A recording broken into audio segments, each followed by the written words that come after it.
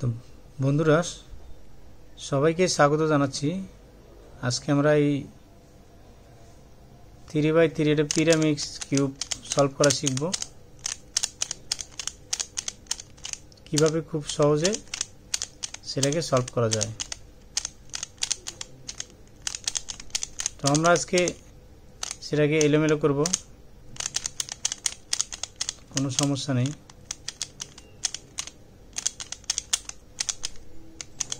হ্যাঁ,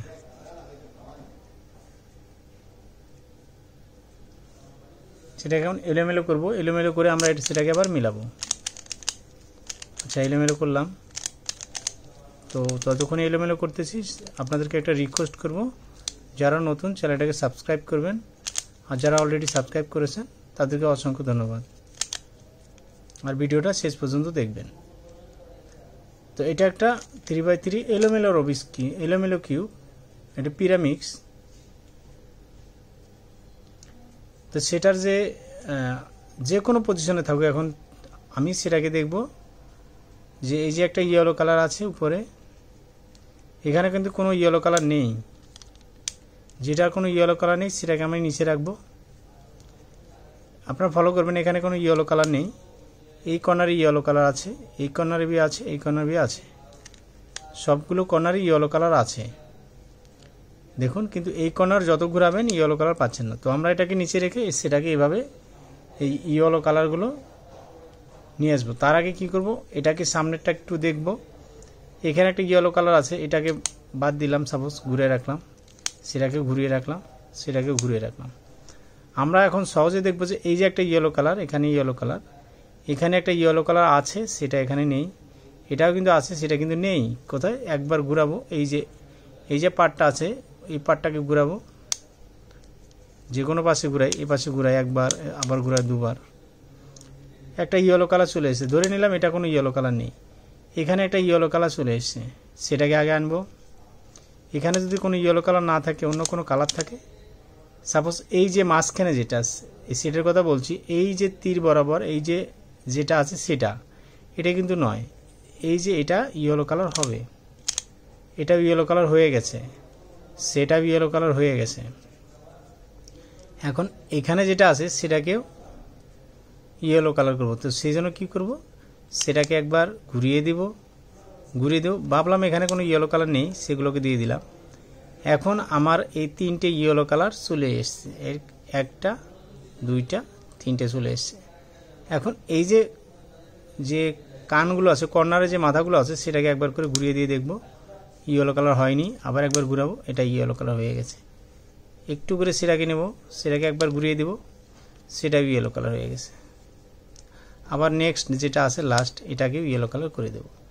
তো আমার ইয়েলো কালারের সাথে ইয়েলো কালারগুলো ম্যাচিং হয়ে গেছে। কিভাবে? এখন আরও আপনাদের এরকম সমস্যা হতে পারে যে ইয়েলো কালারগুলো, এই যে এখানে ইয়েলো কালার দিলাম, এখানে ইয়েলো কালার দিলাম, সাথে এখানেও একটা ইয়েলো কালার দিলাম, কিন্তু এইখানে একটা ইয়েলো কালার চলে এসেছে। কোনো সমস্যা নেই, এইখানে যদি ইয়েলো কালার চলে আসে, এখানে চলে আসে, এখানে চলে আসে, কোনো সমস্যা নেই। কিন্তু সেটা যদি ম্যাচিং হয় তো ম্যাচিং হয়ে গেছে, আর যেটা ম্যাচিং হয়নি তো সেটা ম্যাচিং অটোমেটিক হয়ে যাবে, ম্যাচিং, কোনো সমস্যা নেই। আমি এখন সেটাকে আমরা কি করব, যেগুলো ম্যাচিং হয়ে গেছে, যে এই যে আমি যেটা বললাম যে কর্নার একটা, দুইটা, এই তিনটে কালারকে আমরা ফলো করব। ইয়েলো ম্যাচিং হয়ে গেছে, সেটাকে আমরা নিচে দেব। ইয়েলো কালারটা এখন কোথায় গেল? নিচে চলে গেল। এখানে কোনো ইয়েলো কালার নেই, সেটা উপরে চলে আসলো।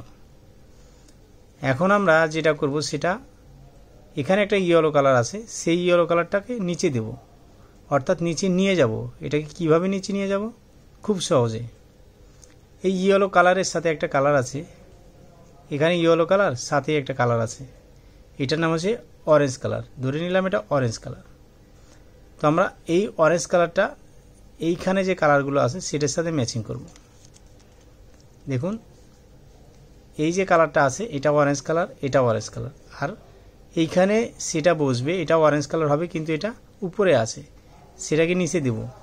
এই জন্য কালারে আগে ম্যাচিং করব। এই কালারটা যে কোনো কালার থাকবে, কোনো সমস্যা নেই।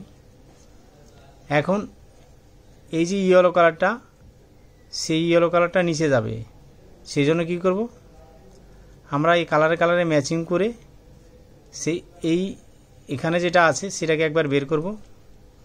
দেখুন যেহেতু এটা এখানে যাবে সেটাকে একবার বের করব এখান থেকে, সেটাকে আবার এই যে ইয়েলো কালারটাকে এখন এর জায়গায় দিয়ে দেব, মানে ওটাকে বের করে এটাকে ওখানে পাঠিয়ে দেব। হয়ে গেল খুব সহজে। এখান থেকে এখানে হটিয়ে দিয়ে এটাকে বসিয়ে দিলাম। আচ্ছা, আর একটা ইয়েলো কালার কোথায় আছে? এরকম পজিশনে আছে যে ইয়েলো কালারটা নিচে আছে, নিচে উল্টো হয়ে আছে, এরকম উল্টো হয়ে আছে, কোনো সমস্যা নেই। সেই কালারটাকে ধরে আগে কানটা ধরে এখানে বের করব। ইয়েলো কালারটা এখানে বের হয়ে আসলো, বের এটা টার্গেট কি, এটাকে বের করা এখান থেকে। তো বের করা হয়ে গেছে, সেটাকে একবার পিছনে দিয়ে দেবো। এটা সামনে এই পিছনে দিয়ে দিলাম, পিছনে দেওয়ার সাথে সাথে এটাকে আগের জায়গায় ফিরিয়ে দেব। দেখুন এখানে ইয়েলো কালারটা ছিল, সেই ইয়েলো কালারটা এখন নেই, সেটা অন্য জায়গায় চলে গেছে।